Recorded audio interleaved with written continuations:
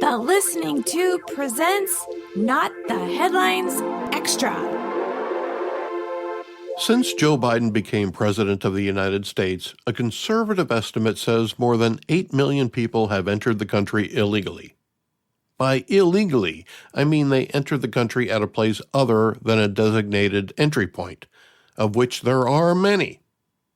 Instead, millions of people from countries all over the world simply walked into Texas or Arizona or California from the south, as well as many, but much fewer people crossing from the north. Texas and Arizona tried to stem the flow, but every time they did, especially in Texas, the Biden administration would sic the Justice Department on them to keep the flow of people coming in from slowing down.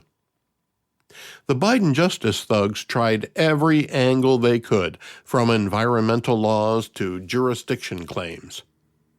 When a state lined the border with cargo containers, the Biden administration claimed it was damaging the natural habitat. When a state lined the border with razor wire, Border Patrol officers would cut it to allow people through. After 3 years of thousands of people a day crossing into Texas, the state finally had enough. They kicked the federal guys out of the landing zone and took it under state control. The feds are having a hissy fit over it, but you can't argue with the results, unless you're Joe Biden. The measures put in place by Texas have resulted in a dramatic decrease in illegal immigration at the site, forcing the Mexican cartels to shift the streams of asylum seekers more to the west. California is now the easiest way to enter the United States illegally, and the cartels know it. I know it, the media knows it, and the Republic of California knows it. For 3 years now, the United States has been the ultimate goal for millions of travelers from all points in every direction. On his first day in office, President Biden undid every one of the border protections put in place by his predecessor, Donald Trump, and also many of the policies of his predecessor, Barack Obama. The message was clear. If you want to come to the United States, come now. This is your window of opportunity. Don't pay any attention to where the bridges are. Just walk across the Rio Grande, shake off the water, and turn yourself into the Border Patrol. They'll welcome you to the country, give you a couple years to learn how to buck the system, then you'll be required to show up for an asylum hearing to stay here longer than that. We hope to see you then. In the meantime, here's a list of non-government agencies that will help you adjust. By the way, many of those non-government agencies are being supported by grants from the government. Religious agencies don't have that same support. And it didn't matter that we were in the middle of a pandemic either. While everyday Americans were restricted to their homes and businesses were being shuttered to stave off any more spreading of the COVID-19 virus, while anyone venturing outside was required to wear a mask in order to enter a building other than their home, millions of people flooded the southern border of the United States without restrictions. No masks, no temperature checks, no nasal swabs for them. There were simply too many of them to be doing any meaningful testing. While the teachers' unions kept America's kids at home, unaccompanied minors from countries south of the border were being flown to cities all around the country, landing at night in an attempt by the Biden administration to keep it hush-hush. If he wasn't already dead, Jeffrey Epstein would have been the perfect choice to direct the entire operation. 82,000 of those kids ended up lost in the system. 82,000 kids that the Biden administration brought into the country and lost. How many of them are slaves today? Joe Biden's policies may have created more slaves in the United States than there were in 1840, when there were almost 59,000.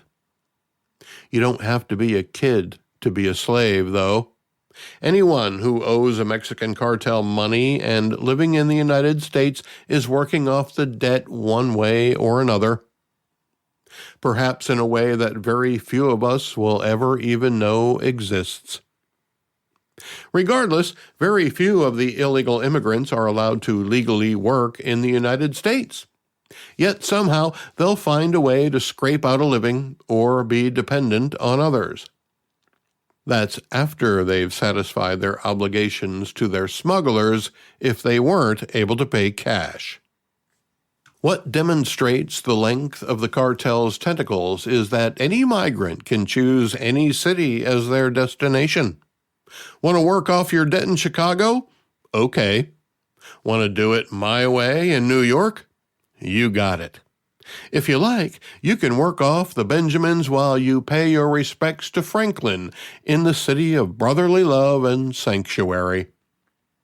Whether legally employed or not, injecting millions of people into the workforce will have a negative effect on wages for everybody. In recent years, even pre-pandemic, business recruiting has been a challenge. There were too many job openings and not enough workers to do the work. It's still a problem. Getting millions of people into the country is the first step. Getting them permits to work is the second step. That not only lessens the burden on society, but provides our businesses with the workers they need. Bidenomics. He just needs 4 more years to make it work. Now, you might be thinking, but Bob, didn't Vice President Harris go to Central America and tell them to not come? Do not come were her exact words. That's correct. In fact, it was her first international deployment as Vice President of the United States. She went to Guatemala and Mexico to address the root causes of why people from Central and South America were migrating north to the United States.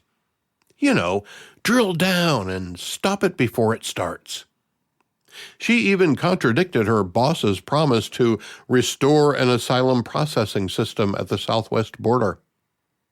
It even says so in the 4th paragraph of a story in the New York Times from June 8, 2021, about her trip in search of the legendary root cause. Later in the same story, it says while the vice president was in Guatemala, she touted a resource center where migrants can learn about refugee and asylum programs that do not require a journey to the border. Now we know what Kamala meant when she told them, do not come. What she meant was, just wait here and we'll come and get you. In the meantime, here's all the information you need to get into the country. Keeping true to her word, the Biden administration has just reluctantly revealed that it provided hundreds of flights from South American countries to asylum seekers. If the 7 or 8 million illegal immigrants from all over the world crossing our southern border wasn't enough, go ahead and add another 320,000. That's how many flew over the border instead of walking across. There's been some talk in the news recently about these flights being secret, but they aren't. It's just that you probably wouldn't know about it if you didn't use the phone app the Biden administration set up for migrants to arrange to be accepted into the U.S. That might be what the vice president was talking about when she touted a resource center where migrants can learn about refugee and asylum programs that do not require a journey to the border. The people who were patient enough to wait instead of making the Groot trek to the northern border of Mexico were rewarded with 2 years in the United States and the right to work, while your so-called parole was carried out. Hundreds of flights over the 12 months of last year brought people from countries that include Cuba, Haiti, Nicaragua, El Salvador, Guatemala, Honduras, Colombia, and Ecuador. These are the countries eligible for the 2-year parole entry. It's not a secret, though. The arrivals are vetted, have a sponsor in the U.S., and paid for their own flight. But it does reward people based on where they live, and excludes many other people who have as much or more of a right to asylum in the U.S. There are people around the world who have been waiting years to enter the United States. People who have followed the rules and dotted all the I's and crossed all the T's and are still waiting for their turn. Meanwhile, the Biden administration starts this 2-year parole program just a little over a year ago. Sure, it wasn't a secret, but it's obviously another way for the Biden administration to import as many people into the country as possible. The Biden administration can claim it's tried to tame the crisis at the border with Mexico. Even in his State of the Union address, Biden blamed the whole thing on the House of Representatives for not passing a bill with poison pills in it 3 years after he started the problem. To be clear, this isn't the fault of the Republicans. It isn't because Donald Trump told them not to pass the bill. It's simply a bad bill. Joe Biden can stop the flow. He claims he can't because if he does it now, it'll be obvious that he could have all along. Nothing the Biden administration has done was intended to stem the flow of illegal immigration. Much of what they've done has promoted it, if not outright facilitated it. The number one job of the commander-in-chief is to protect the country. There are some Americans who feel that the only thing protecting the country right now is the Second Amendment. They're not crazy. Personally, I have a lot of faith in our military. It's the leadership I worry about lately. But the military can't be put in charge of enforcing laws inside the United States. And right now, the laws governing immigration are largely being ignored or circumvented by our own federal government. Maybe the Democrats want Donald Trump to win another term as president, and they're creating the worst possible situation he could have when he retakes the helm of the country. Then they can point at him and say, "See, we told you he was the wrong choice." If that's the case, maybe we should re-elect Joe Biden just to see how he deals with the problem he created. Maybe he figures he'll die soon anyway, and it'll be Kamala's problem. Either way, the legacy of the Biden administration will probably be remembered as a blip on the radar that most people will be happy to forget ever happened. Or maybe it'll be 2 blips. We'll find out in November. Get a lot more content from the Listening Tube with Bob Woodley podcast.